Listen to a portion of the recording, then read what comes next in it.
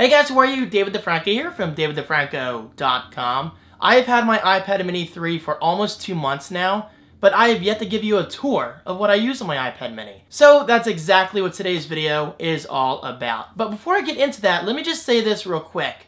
I'm using my iPad mini 3 much more as a productivity device than I ever did with my iPad mini 2, or any previous iPads for that matter. There's just something about it. Going gold with a white bezel has inspired me to try new things.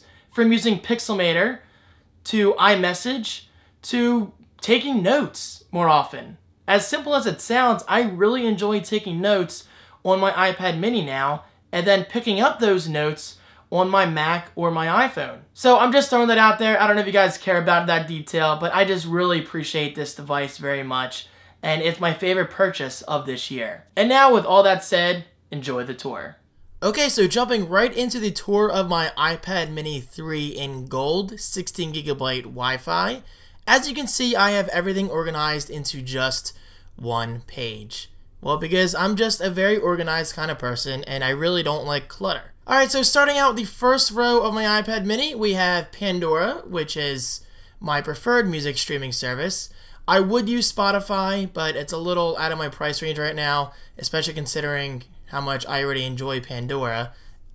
With that said, I am very interested in using Spotify Premium in the future. Next up is podcasts, and I am a huge fan of podcasts. The one I listen to most right now are Ask Gary V, Social Media Marketing, The Cerrone Show, Smart Passive Income, and Internet Business Mastery. This one I don't really listen to all that much. What is it called? This Is Your Life. And honestly, I've kind of been meaning to get rid of it. Still though, the podcast I'm listening to right now, I absolutely enjoy very much. Next up is my Photos app, which actually I do use for productivity reasons. Here is my Pixelmator album with all of my Pixelmator exports, of which I will share eventually. But more recently, I have my Videos album. This album is currently used exclusively for my Countdown to Christmas 2014 series. And considering it's a front-facing camera on this iPad mini, I think the video quality is pretty great. I mean, it's not exactly 1080p video, but hey, 720p, it's good enough for YouTube, especially if you factor in compression. Next up is Pixelmator. I swear by this app nowadays. It is just an overall fantastic app. And as you can see, I've done quite a bit of work in it lately, of which again I promise I will share with you guys in the near future. Next up is Padgram. This is basically Instagram for the iPad. Now unfortunately there is no official Instagram client for the iPad available yet, but I gotta say, Padgram does an excellent job. It allows you to view your Instagram gallery and feed all within this nice tiled interface, and it also lets you upload directly from the iPad. And it's basically a feature-rich app, and I believe it is free, so it's definitely worth checking out. Next up is YouTube. I don't even need to open up YouTube, you guys already know what that is. So let's jump right into Netflix. I am a proud Netflix addict. I use it each and every day on my Apple TV, and sometimes on my iPad mini if I'm traveling.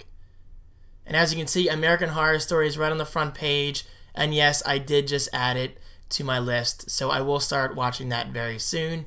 But generally, I use Netflix to watch movies, but easily my favorite thing on Netflix is The Office. I am a huge fan of The Office. You can tap season 3 from over here. I'm just doing this from a side angle, so it's not exactly easy to see. But you guys get the point.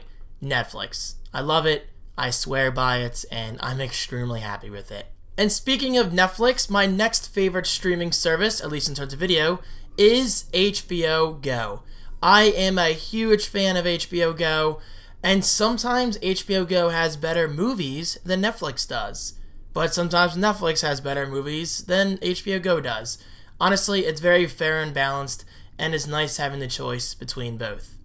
Next up is my Notes app, which I will not open because that has Christmas gifts and all that stuff in it, and just in case my family watches this, I don't want to take the chance. So let's move on to WordPress. Honestly, I don't use this app that much because I prefer to edit and compose blog posts and pages and all that good stuff using an actual computer. And yes, the iPad is a computer, but you guys get my drift.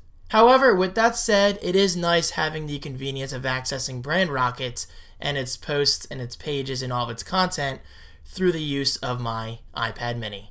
Next up is Quicklytics, which is basically Google Analytics on iOS, so I will not open that and bore you guys with the details, but hey, it's interesting to me. And then we have File Manager, which I actually just installed this week primarily for the purpose of my Ask Me Anything video, because this is what automatically opens zip files via my email client.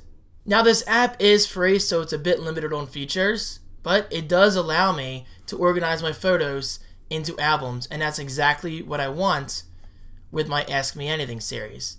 And I gotta say, it does a great job.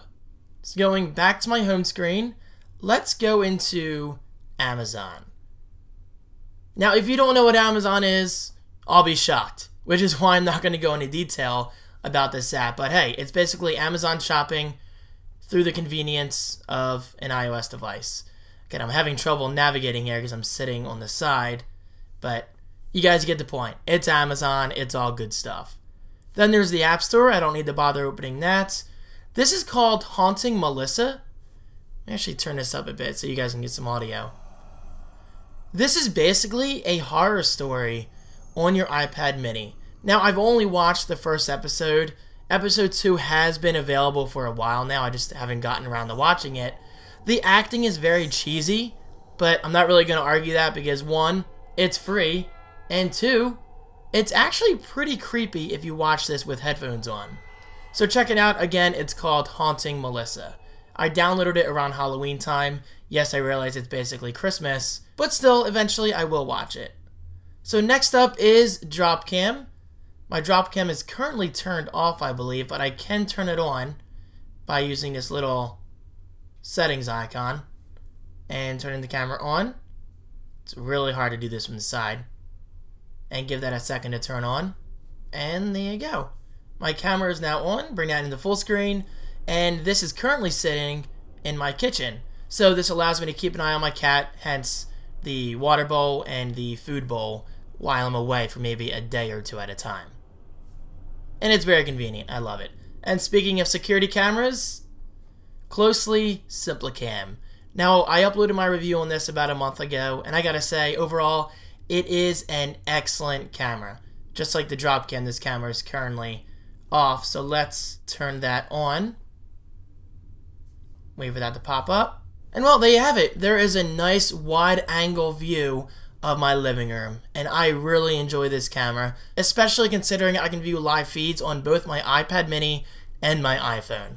It's just very neat. So next up is Flippa, which is an iPhone-only app, hence it not working in landscape. If you guys don't know what Flippa is, it's basically a marketplace that allows you to sell and purchase established websites and domain names, and even mobile apps. And actually, I posted an article all about Flippa recently on Brand Rocket, so I'll link you guys to that right below. Next up is games.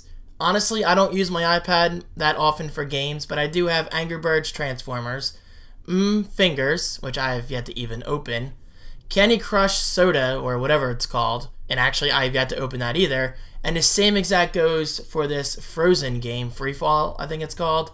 And finally, Big Time. I've been playing that a lot lately. I'm not going to go into detail right now, but if all works out, expect more details in a future video. And now finally making it to my Apple folder. This folder contains all of Apple's apps that I usually don't open on a daily basis, such as my calendar, Find My iPhone, iTunes Store, Newsstand, Game Center, iBooks, Reminders, Maps, FaceTime, Videos, Find My Friends, Photo Booth, Contacts, Clock, Tips, Camera, which actually is opened every day. I kind of just swipe up and open it from here, which in my opinion is a lot quicker. Then we have Music, Pages, and finally, Airport Utility, for just, working on my Airport Extreme router. And now finally, last but not least, my main dock. These are easily my most used apps right down here. We have Mail, Messages, which I actually use every single day on here now. I'm not sure why I never used to use iMessage on my old iPad mini, but now I am obsessed with using iMessage on my iPhone, my iPad, and my Mac. It's just a great experience all around and extremely convenient. Then we have Safari, Tweetbot, which is still not native for iOS 7 or iOS 8, so you still have that kind of fat, oldish look, if that makes sense. But basically, it's not flat, which kind of disappoints me. But apparently a flat version of Tweetbot for the iPad is in the works. And then we have Facebook, and then finally, Settings. So guys, that is it. That is my iPad mini 3 in gold. Again, 16GB Wi-Fi. I really hope you guys enjoyed this. And of course, as always, if you have any questions or comments, feel free to post them below in the comments. I am constantly reading your feedback. So thank you guys so much for your support, and I will see you in my next video. Peace.